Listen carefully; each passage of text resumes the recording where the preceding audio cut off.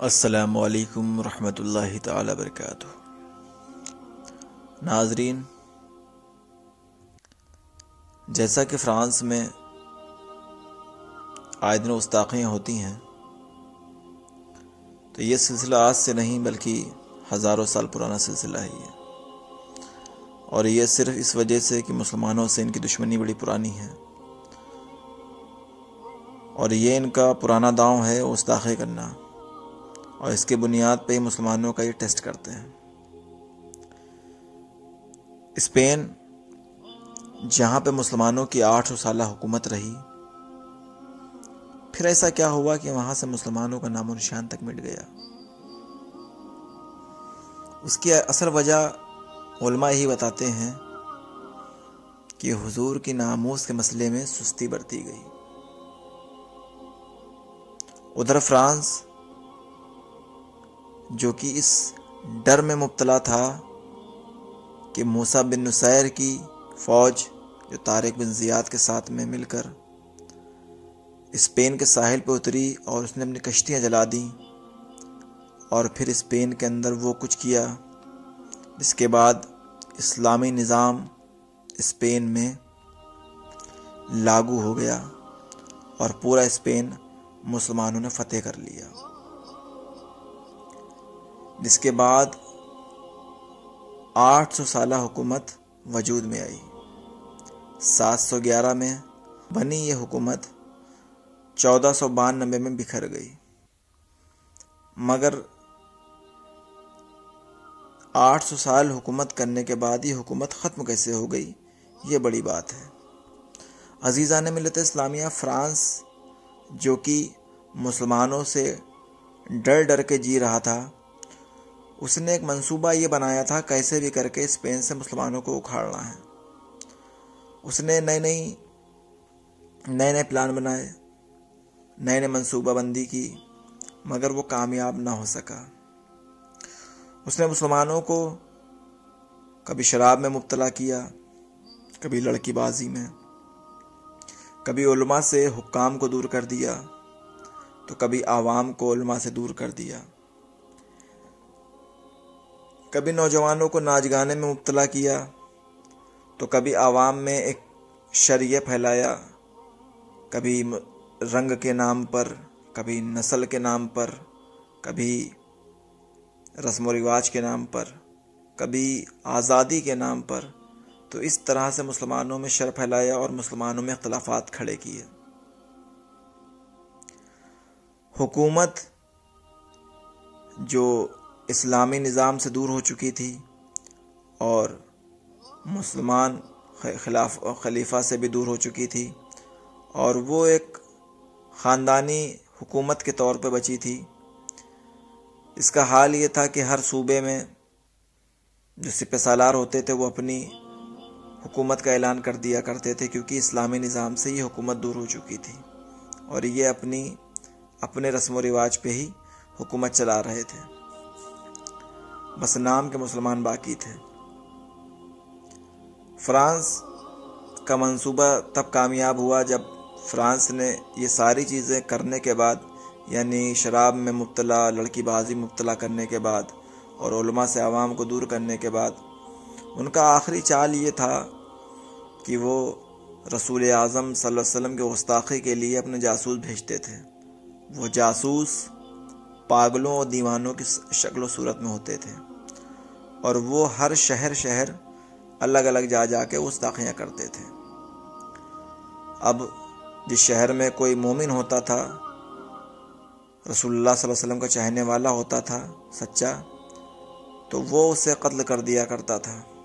جس کی خبر فرانس کو لگتی تھی تو فرانس یہی کہتا تھا کہ ہاں، ان میں ابھی حرارت ایمانی باقی ہے، ان سے بھی مقابلہ نہیں کیا جا سکتا۔ مگر جس شہر میں وہ جاسوس گستاخی کرتا تھا اور زندہ واپس لوٹ چلا جاتا تھا،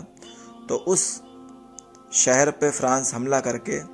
وہاں کی اینٹ سے اینٹ بجا دیتا تھا۔ یہ سلسلہ چلتا رہا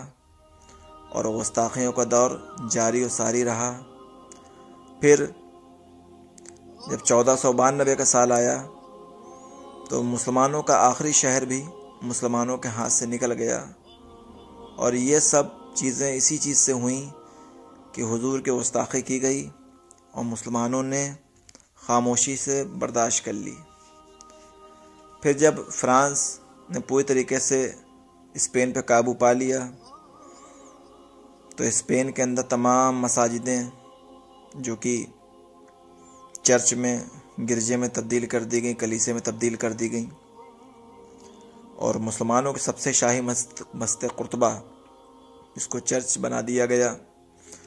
اور آج وہ مسجد خون کے آنسو رونے پہ مجبور اور نمازیوں سے خالی ہے، جس کی مین وجہ یہی ہے کہ مسلمان حضور صلی اللہ علیہ وسلم کی محبت سے دور ہو گئے اور دنیا کی محبت میں غرق ہوئے، جس کا نتیجہ یہ ہوا کہ آج مسلمانوں کا وہاں سے نام و نشان تک کی مٹ چکا ہے، یہاں تک کہ مسلمانوں کو وہاں اس وقت میں، موجودہ وقت میں بزنس کرنے کی بھی اجازت نہیں ہے اسپین کے اندر۔ یہ ساری چیزیں ہونے کے بعد اگر مسلمان آج بھی نہ سمجھیں تو کب سمجھیں گے؟ یعنی کہ ہماری دنیا میں بقا کی ایک واحد طاقت ہے رسول اعظم صلی اللہ علیہ وسلم کی محبت۔ اگر یہ ہمارے دل میں ہے تو ہے۔ 800 سال وہاں پہ کوئی نہیں اکھاڑ سکا، مگر جب ہم میں سستی آئی، غفلت آئی اور حضور کی گستاخی ہم نے برداشت کی تو ہم کو وہاں سے اکھاڑ پھینکا گیا۔ اور علماء وجہ ہی بتاتے ہیں کہ ناموس رسالت پر پہرا نہ دینا ہی مین وجہ ہے۔ اعمال کی بنیاد پہ تو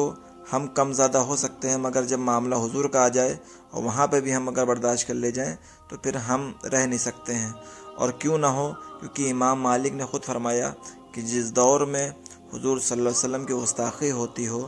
اور امت اس چیز کا قصاص ادا نہ کرے، بدلہ نہ لے، تو پھر امت کو اجتماعی طور پہ مر جانا چاہیے۔ عزیزان ملت اسلامیہ، اسی پہ سرکار تاج شریعہ علیہ الرحمہ نے لکھا کہ زندگی نہیں ہے یہ کسی کے لیے، زندگی ہے نبی کی، نبی کے لیے، اور ناسمجھ مرتے ہیں زندگی کے لیے، اور جینا مرنا ہے سب کچھ نبی کے لیے، اور عیش کر لو یہاں منکروں 4 دن، ارے مر کے ترسو گے پھر اس زندگی کے لیے۔ عزیزان ملت اسلامیہ، کہنا صرف اتنا سا ہے کہ حضور صلی اللہ علیہ وسلم سے آج وفا کرو، انشاءاللہ تعالی دنیا میں تو دنیا، محشر میں بھی اس کا صلہ ملے گا۔ آج دیکھیے پھر اسپین نے اگر حضور صلی اللہ علیہ وسلم کی عظمت پہ پہرا دیا ہوتا تو آج بھی وہاں پہ مسلمان باقی ہوتے، اسلامی حکومت باقی ہوتی۔ آج انہوں نے پہرا نہ دیا تو یہاں تو وہ ذلیل ہوئے ہی ہوئے، محشر میں بھی ذلیل ہوں گے، کیونکہ جو رسول اللہ صلی اللہ علیہ وسلم کا وفادار نہیں ہے وہ یہاں بھی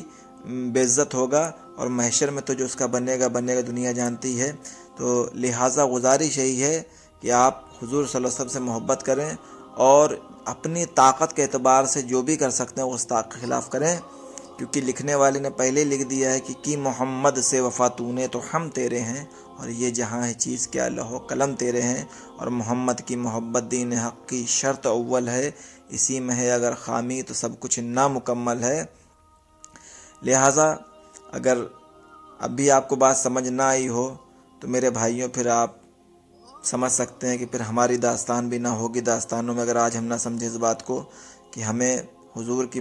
محبت میں ہی جینا ہے، حضور کی محبت میں ہی مرنا ہے، اور حضور کی ناموس پہ ہمیں پہرا دینا ہے، ہمیں حضور کی ناموس کا پہرے دار بننا ہے۔ انشاءاللہ تعالی آج عزم لیں کہ ہم حضور صلی اللہ علیہ وسلم کے وفادار بنیں گے، ناموس رسالت کے پہرے دار بنیں گے۔ اور عزیزان الاسلامیہ، میں اسی بات کے ساتھ اپنی بات کو ختم کر رہا ہوں کہ کفر دم توڑ دے ٹوٹی ہوئی شمشیر کے ساتھ، تم اب بھی اگر نکل آؤ نعرہ تکبیر کے ساتھ، اور حق پرستوں کے فسانوں میں کہیں مات نہیں اور تم سے ٹکرائے یہ زمانے کی اوقات نہیں۔ اگر ویڈیو پسند آیا ہو